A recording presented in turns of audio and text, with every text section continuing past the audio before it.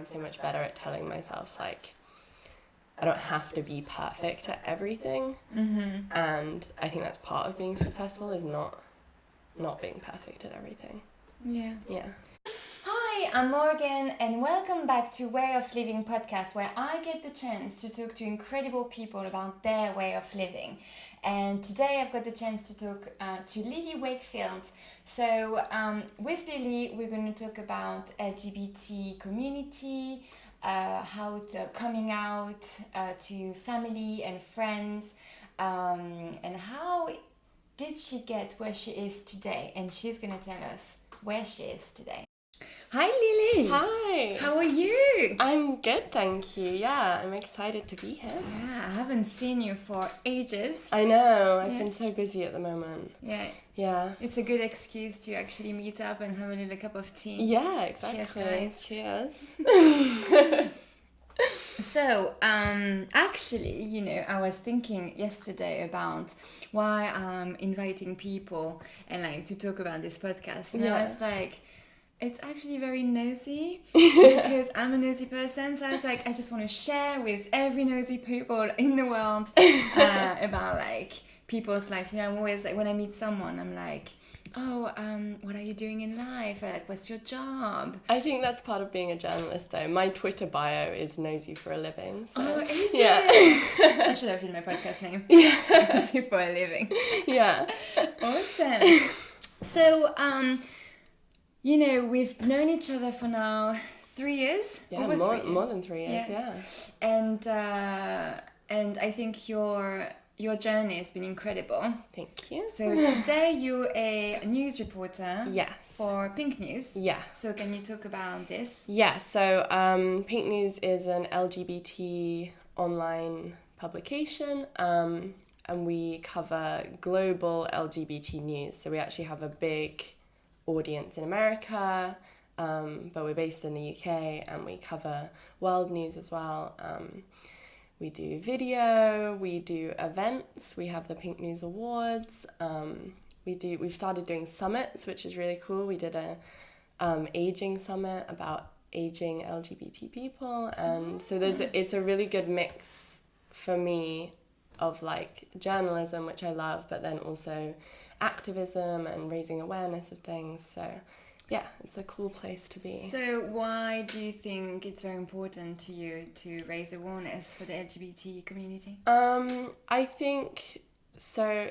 When I had never really heard this phrase before I did my interview for Pink, but I really like the phrase minority media, and I think it is really important because although LGBT rights are improving generally, not always at the moment, but we're not represented in mainstream media, and stories that would be important to our community are not necessarily covered or covered from an LGBT angle in the big newspapers you would read or big TV stations or whatever. So I think it's really important to realize that our community has its own needs. And then also with the activism and the awareness, just, we can be a part of changing legislation and making things easier and better.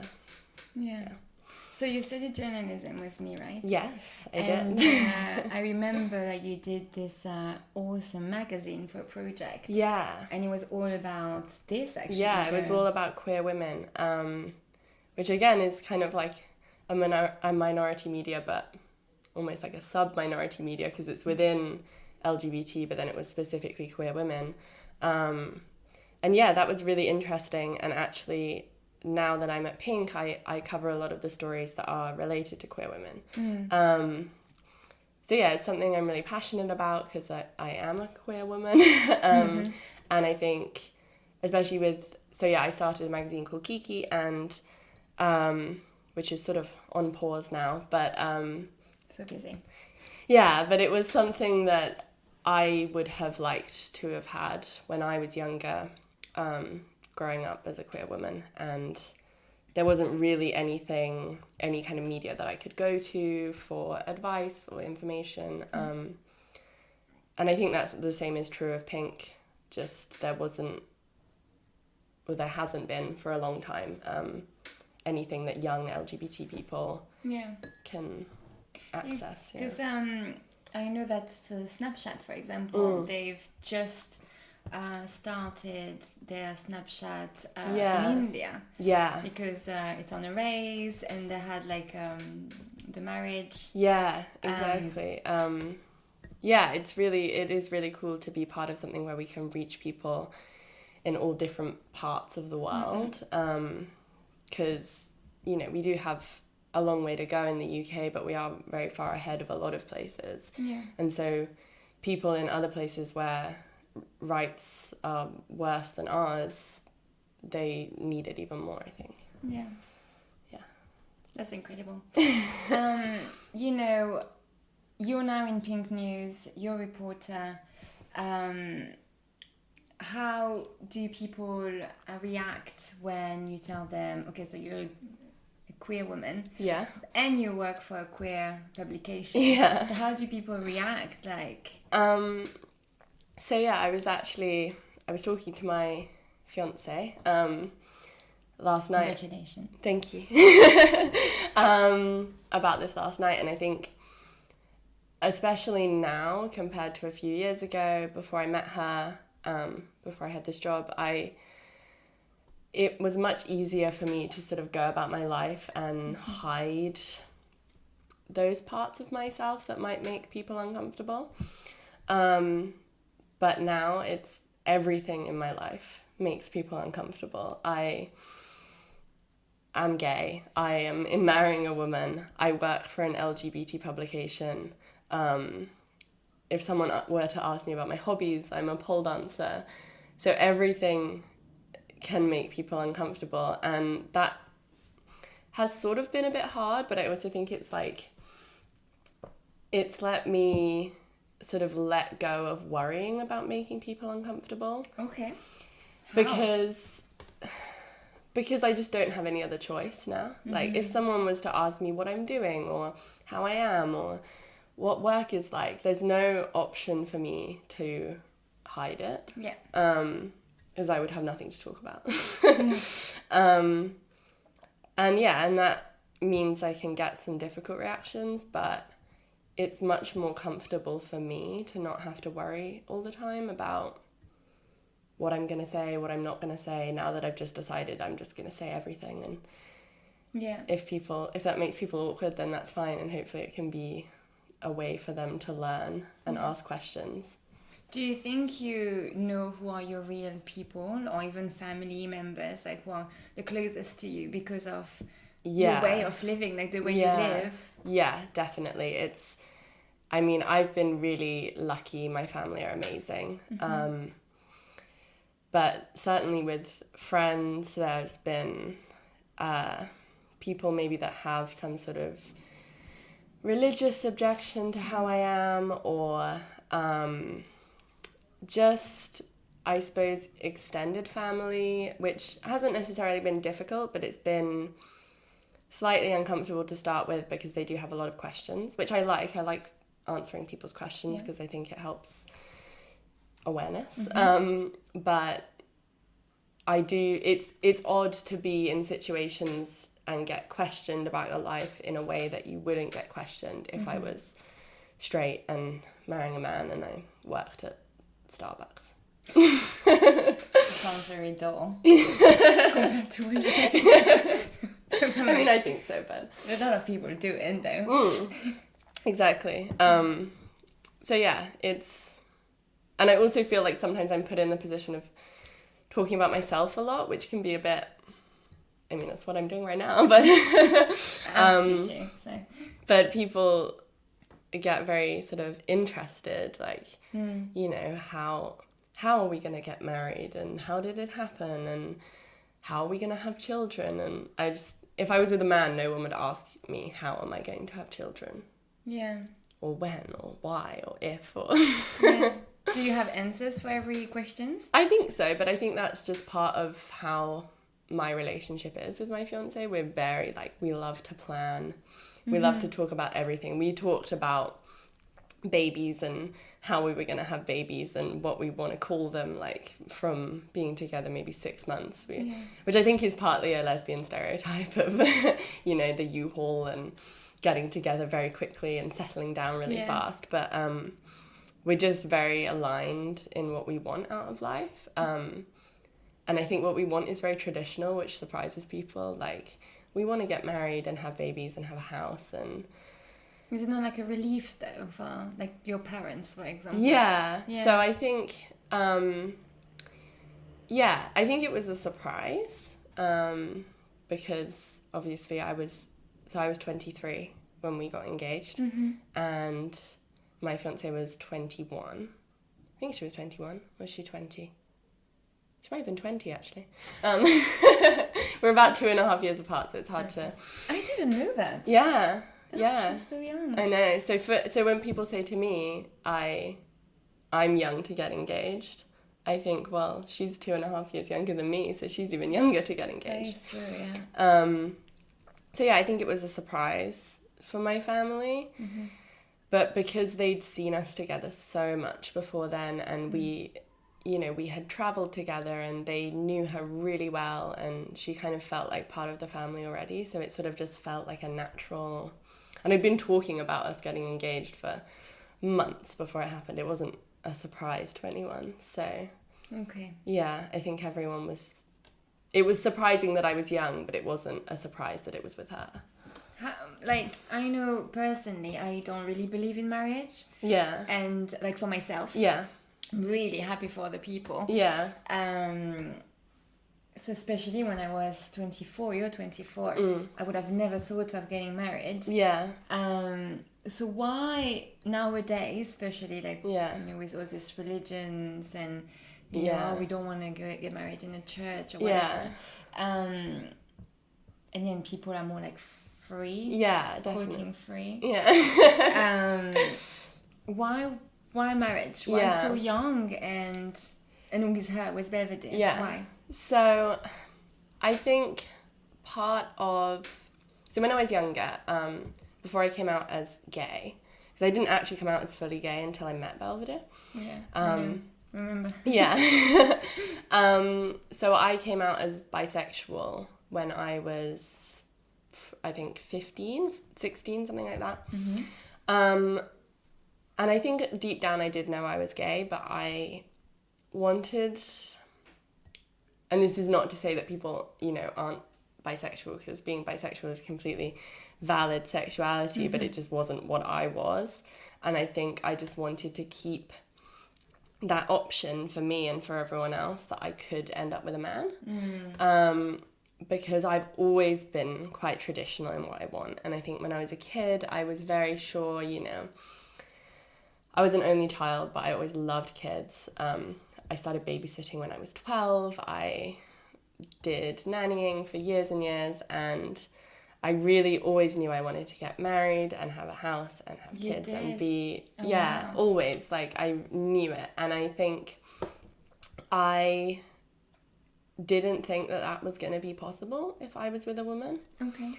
And that made me really sad, and I just thought, well, these are the things I want, and if I end up with a woman, I'm not going to be able to have those things. Okay. So I just sort of knew I was attracted to women, but I kept myself thinking that I would end up with a man because it would give me the things that I wanted in life. And then I remember when gay marriage was legalized, and then it started... I was quite young, but it started to kind of sink in that, oh, maybe this is something I could have. And then especially when I met Belvedere and I realised that she wanted all those things as well, it finally sort of clicked that I could be with a woman and also have all of the things that I wanted. And we were both sure that that's what we wanted, so we just decided why not do it sooner rather than later. Wow. And you're going to spend your whole life with her? I'm so excited. No, I'm so excited to have our 60th wedding anniversary. Oh my god, that's so cute. I'm excited to be old and have grandkids and... With her? Yeah. And like, I don't know, sit in armchairs and do crafts together. Like, I think since I've been with her, never had a moment that I've been bored. And I think that's really rare to find. So I think I'm going to have a whole life of not being bored, which is nice. God. Okay, I want that. But you don't have to be married to do that. And I think... Yes, absolutely. And I can see that a lot of LGBT people don't want to get married because it was traditionally a very sort of straight religious custom. And now that we've been sort of given it, like, oh, okay, you can do this too. Some people think, well, I don't want that now that you've decided that I'm allowed to. Yeah, it's right pressure. Yeah, exactly. So I completely understand the other side of it and LGBT people not wanting to have a marriage. But yeah, I think for us it will just work. Yeah. Yeah. So would you say you're successful in life at this point? I know you're young, but you've achieved a lot of things personally, mentally, and physically. Yeah. With a pole dance, like, congrats. Oh yeah. Follow her on Instagram. Thank you. Link down below. I think success is like an interesting word, and I think it's something that's ongoing. Which I think for a long time I thought that I would reach a point and I'd be like, yes, I have succeeded in life. And I don't think anyone ever really reaches that point. I think you can like look back on what you've done and been like, yes, that's been successful. And I also think, can I swear? Yes. Yeah? I also think fucking things up is part of being successful. Yeah. So I've had a bit of a rocky journey, I guess. Okay. So when I was young, I had, when I was young, I'm still pretty young, but when I was younger, I had some very severe mental health problems. So when I was at school, I was very good in school. Which sounds a bit full of myself, but I always had really good grades. I was very perfectionistic. I remember my mum saying when I think I was maybe 5 or 6, and we had to draw pictures of ourselves, and you know those dresses you have in primary school that have like the little checks, like the blue and white. Yeah. So I drew a picture of myself, but it was like a life-size picture of myself. Oh wow. And I drew every single check in the whole dress and like coloured it in blue and white. So I've always been very like, things have to be perfect and I have to like do them properly. Which when I was good at school, I got good grades. But I think that perfectionism was also made things really hard for me, and it's a long story, but when I was a teenager, when I was about 15, I started to get ill. I was out of school. And for me, it was really hard because I had always been good in school and I didn't actually even finish my A-levels because I had to go into hospital before I'd even finished them. And so I spent a long time, probably about 6 or 7 years in it. Wow, sorry. About 6 or 7 years in and out of hospital, sort of trying to fit school around it. And then I got a place at uni at Kingston, and again, it was really hard. I ended up having to defer because I wasn't well enough to go. You did finish your A-levels then? Eventually. So one of them I didn't finish, and once I had decided I was going to go back, I decided not to finish the subjects that I'd started because I kind of didn't want to go back to what I'd been doing before. So I just decided to do a biology A-level in a year. Oh, wow. I know, it was really weird because I did like art and English and French and I was like, I'm going to do biology. And you did it? Yeah, I did it. Oh my God. That's good. But then I got ill again, and then so it was all very like on and off. And then I had to defer going to uni, which I was really hard on myself about. But it kind of, all of that sort of led to me definitely going to uni at the right time. I wouldn't have met you. We wouldn't have been in the same year. That's true. I met some amazing people. I had a really good time at uni. Parts of it were hard. So I finished my last hospital admission at the very beginning of September 2016 and then started uni at the end of September. So I had been out of hospital. I mean, I wasn't sleeping there then, but like been out for maybe 3 weeks and then I went into uni. So it was a really hard adjustment because everyone I'd been around had been people in hospital for years. So it's sort of like going back into real life again, but I really think it all sort of came together at the right time. So I started uni, met great people, really enjoyed the subject I was doing. And when I was ill, I was very like, I was switching around what I wanted to do at uni. I wanted to do art, I wanted to do psychology. And I finally settled on something that was really good. And then about a month in to uni, I met my girlfriend, Belvedere. So everything sort of like pulled together. And that doesn't mean that it was easy or that I necessarily felt successful as it was happening. Yeah. But then, we got engaged last year in April.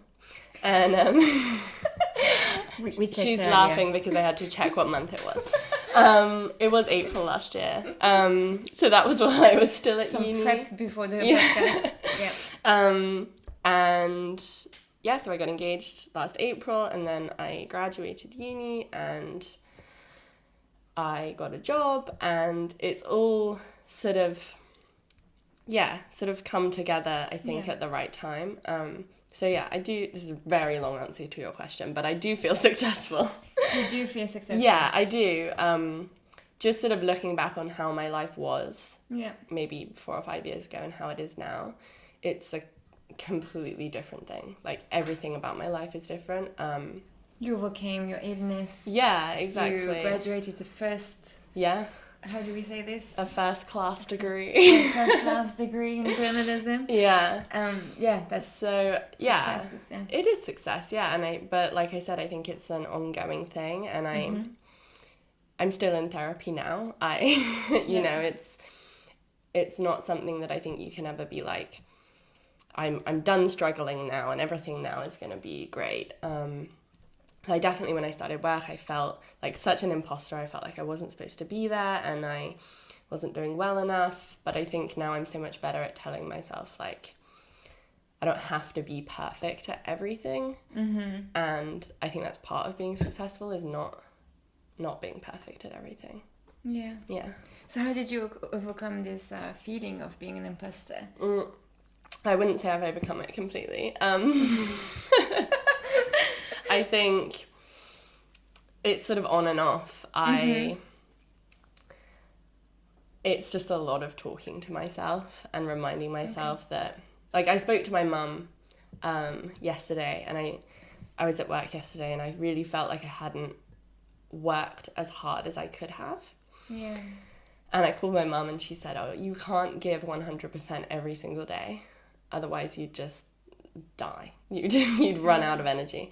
And I think that's true, and I think it's like learning to be more gentle with myself, accepting I'm not going to be on, the top of my game every single day. Or even if I'm not on the top of my game in terms of work, that just means that I have more time and energy to give to things that aren't work, and work isn't everything. I have more time to spend with my fiance and cuddle my cat and do hobbies, and you have to save some energy for other things. So it's ongoing, but I just try to make sure I'm not being too hard on myself. Yeah. And not Googling how to know when you're about to get fired. What did you Google the other day? It was... How do you know you're not good at your job? Yeah. Your Google search must be amazing. I know. Yeah. And I ended up on lots of websites that were going, you just have to believe in yourself. And I was like, this isn't helpful. It doesn't tell me whether I'm bad at my job. Yeah, but how do you believe in yourself? Exactly. That's not good advice, because it's like telling someone, oh, don't worry or don't be sad. It's like, well, it's a feeling. It's You not telling can't, me how. yeah, you can't just decide to not feel a certain way. I think, it's just making sure that you're listening to what other people are saying as well, rather than what you think they're saying. That's a very good point. I need to learn this. And I think for a relationship as well, that's like something I've definitely learned, is to not, for example, if my fiance's in a bad mood, I automatically think, oh, what have I done wrong? She must be mad at me, I must have done something. I'm not actually listening to what she's saying about what's wrong, and maybe she's tired, maybe someone said something, and actually that doesn't have anything to do with me. So just like listening to feedback. Yeah. So, I really like the fact that you say that success is something that is continuous. Yeah. Continuously coming. Yeah, definitely. And going.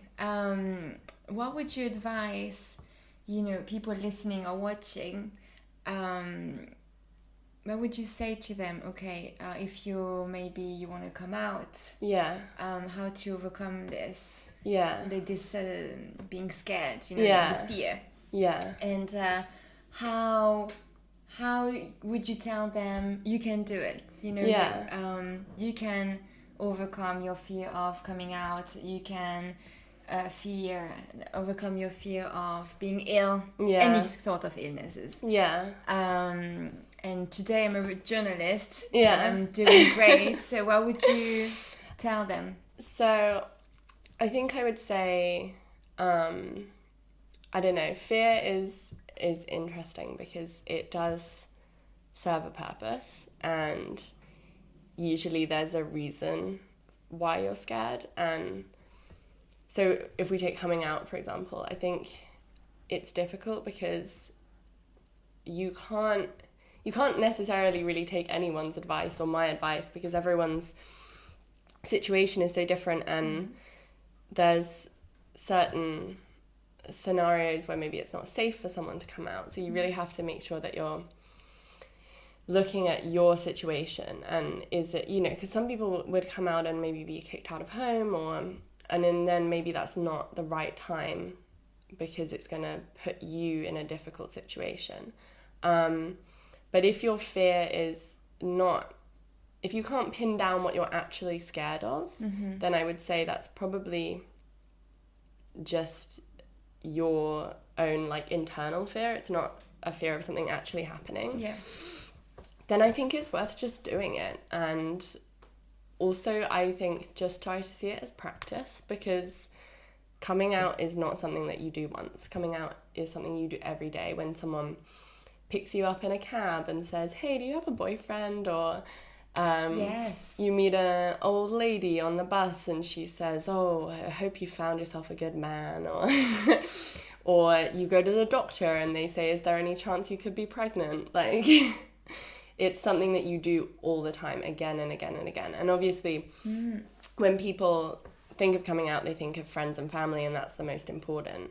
But it is good practice to do things that scare you and push yourself, but also what I was saying before of being gentle with yourself. And if it's too much and too soon, don't just do it not when you're completely not scared, because I don't think that's ever going to happen, but when it feels the right time and you're not overwhelming yourself in safe and right. Yeah, exactly. But yeah, I think it's funny when people talk about their coming out stories, because you're always coming out. So what's your first coming out story? So I remember I had my first girlfriend when I was 16, I think. Okay. She was quite a lot older than me, and I can't really remember. It's not like, it doesn't stick in my brain as like this big moment. Yeah. Which I think is, people expect it to be this big moment, but like I said, because you do it again and again, it's not really one moment. Oh, yeah. But I do remember saying to my mum, because she knew that I was friends with this girl, and I said, she's asked me to be her girlfriend, and I said yes. And then I just ran upstairs to my room and didn't say anything else, and asked her to tell my dad. And then we just kind of didn't really talk about it again. Okay. Because she was fine with it, and I always knew my family would be fine with it, but I think... So why did you run? Because I think it wasn't necessarily, for me, it wasn't a fear of coming out at that point. It was a fear of, like, talking about anything like that with my parents, because I was a teenager. Yeah. And it's awkward. Yeah, exactly. Like, I think it would have been just as awkward if I told them I had a boyfriend. I was 16, I didn't want to talk to my parents about that. I didn't want them to think about sex or kissing or ugh. So I just ran away and just let them get on with it, and it was fine. But that was sort of at the time where I was saying I was bisexual. So then I came out again to my mum when I met my fiance, and we went for sushi. And I said, I just wanted to tell you I'm gay. I'm not bisexual. And my mum was like, yeah, I know. You haven't dated a boy since you were really young. Like, it's been years. And so then that was kind of it. And I was like, okay, cool. Move on. And then, yeah, it was fine. That's funny. I think, especially now, it's not as big a deal to a lot of people. Yeah, to a lot of people, yeah. Yeah, not everybody, obviously. There's a lot of people that have a big problem with it. But for most people, it's not huge. And and I remember the other thing my mum said when we went for sushi. That wasn't it. She said... I like how you remember the sushi. Yeah, I remember we were sitting in Yo Sushi. So we were sitting like side by side at the bar, so we weren't facing each other, so it was easier to just like talk to a wall. And and she said, okay, that's fine. I just want you to promise me one thing. And I said, what? And she said, promise me that you're still gonna have babies. And I said, yeah, of course. And then that was that. So I think, yeah, she was more concerned about having grandchildren than who I had them with. That's awesome. Yeah. Your mom is amazing. She is pretty cool, yeah. Yeah. So, you were saying that there is not just one story of coming out story. Yeah. So, for example, when you see this old lady at the bus stop, and I hope you find a good man. Yeah. What do you do? What do you say? Do you say anything, or do you just let go? It depends on the situation, and I generally do say, but I think that's just come recently, like I said, with not worrying about making people uncomfortable. But if it's a very like fleeting exchange with someone, I don't do it because it's not necessary. I'm never going to see them again. Yeah. And my other situation that I generally don't do it in is, I mentioned it before, but being in a cab. So if I get an Uber and an Uber driver, we make conversation, and I have had situations where they've sort of pushed me when I've said I'm with someone, like, what's their name? What do they do? Yeah. And when I have said it, it can be quite difficult if it's someone that's if it's someone that's homophobic, or you're trapped in that space and you can't go anywhere or avoid them until you get to your destination. So, and they might know where you live. Yeah, and it's just... Like, I got stuck in the car once with someone who was telling me that, I would never have a successful relationship unless we had a man, and who was going to be the man, and how it would never work. And since I've had those kind of experiences, I just don't do it in a situation where I can't escape that situation if it gets weird. So what do you do? I just say, oh, they this, they that, they go. Non-binary. I just use gender neutral pronouns to talk about my girlfriend, and hope that they don't push on. And it also often... But would you lie? No, I don't ever lie. Okay. Yeah. Yeah. Sorry, you were saying. No, but I think it's funny as well, because a lot of people hear what they expect to hear. So I have had a lot of situations, especially we're moving at the moment. So we've been talking to estate agents a lot, and I will use she, and I will use her name, Belvedere, and I will, like, if I'm talking on the phone to someone, I say, oh, my partner Belvedere, she, and then I'll get a text from them saying, your partner, is he meeting you there? And it's like it's like I've said she so many times, but they just don't hear it because they know I'm a woman. So they just automatically think I must be with a man, and it just like blurs out everything that I've said. It's not even just hearing, it's reading. Yeah, I've said, in emails I've said she a million times, and they'll reply with he. So... Is it frustrating? It is, yeah, especially when it's someone that you have to have interaction with again, like an estate agent or whatever. And then when we go to a viewing and we show up and we're both girls, and it's a bit like, oh, they're a bit surprised. Yeah. But they shouldn't be surprised because I already told them. But yeah, I don't lie, even if I feel uncomfortable. And I don't know, I have this policy for myself, because I have done a lot of babysitting and nannying, and I don't know if this is maybe like the ethical thing to do, but I always decide to always tell kids. I never lie to the kids about my sexuality or my relationship. I don't just lead with it. I don't say, hello, I'm your babysitter and I'm gay, but kids like to ask, do you have a boyfriend? And so I'm always honest, and I think kids are a very good indicator of what the parents will be like, so I'll often tell the kids before I tell the parents. But I've never had a bad reaction from a kid, ever. And I think that's a really good way that's helped me to not be so worried about what other people think, because I think, if a 5-year-old can be happy and excited for me, then why can't a 50-year-old? Kids are really sweet, and they ask very honest questions that maybe adults might ask and would want to ask but would be too scared to. It's good practice for you as well too. Like, the kids, they ask you the questions, and then when adults don't know how to actually ask you that question, and they're like going round and around, you kind of know from experience with kids, exactly, what to reply and how to lead them to just get it out. Exactly, because kids never hold back, and like even when I've had kids because kids do get surprised still that I'm gay, and they'll ask questions that are really funny, because they still, and I think they're still sort of have it ingrained in them through school and their families that, men and women are together, and so it is a surprise to them. But so I've had people, they are people still, but they're small people. Like ask, like, I said, I have a girlfriend, and a kid has gone, that's gay. Or like they've heard this at school, like, that's gay. And I'm like, yeah, that is gay. That's very gay. Or they say like, oh, so do you kiss each other on the lips?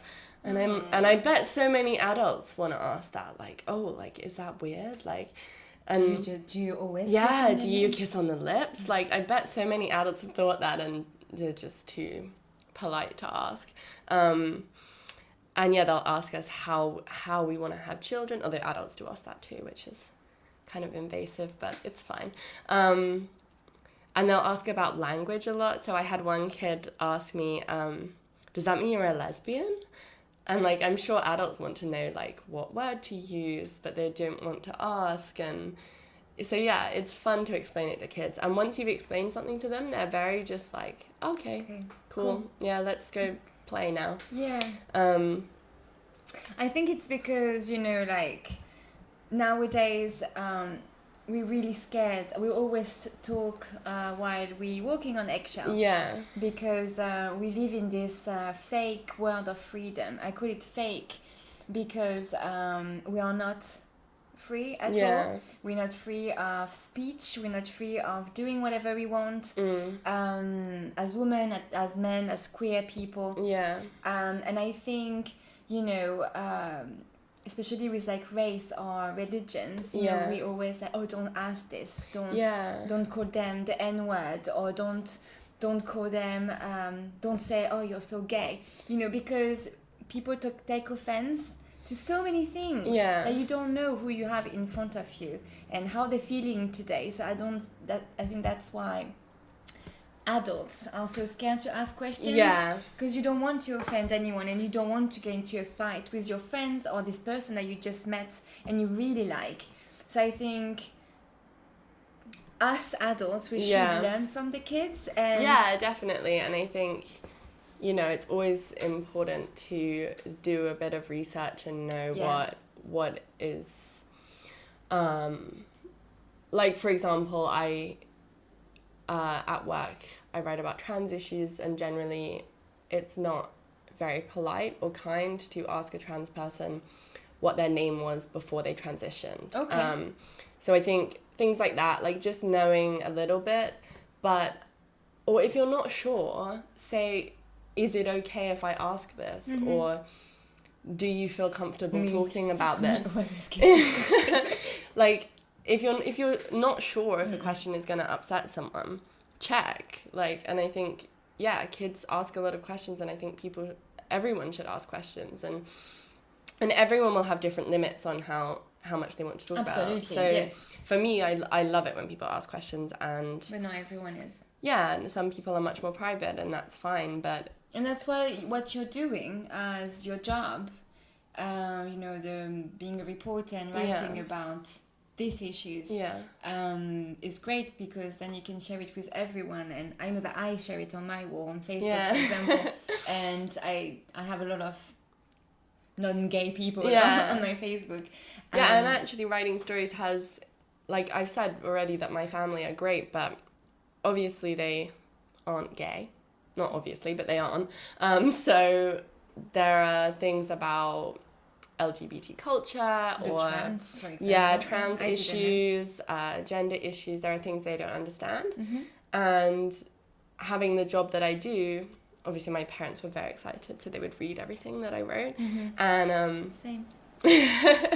and they will ask me questions about language or gender, and they can read about it. That's exactly. And then open to everyone, and it starts a conversation. So my mum, quite a while ago, but she asked me what cisgender means, because she'd learned a lot about sexuality because of me, but she maybe didn't know that much about gender. So and my dad is very into asking about, like, the slang, which is really funny. So so he'll ask me, what does butch mean? And, like, and then it's a little uncomfortable sometimes, but he'll sort of, once he learns a new word, he'll try to, like, put it in a sentence. Oh, my God. So we'll be out and he'll, like, see someone and be like, are they butch? Like, is that a butch person? And, like, I'm like, shh, can you not say it so loud? But it's nice because they want to learn, and they want... So why shush, don't be so loud?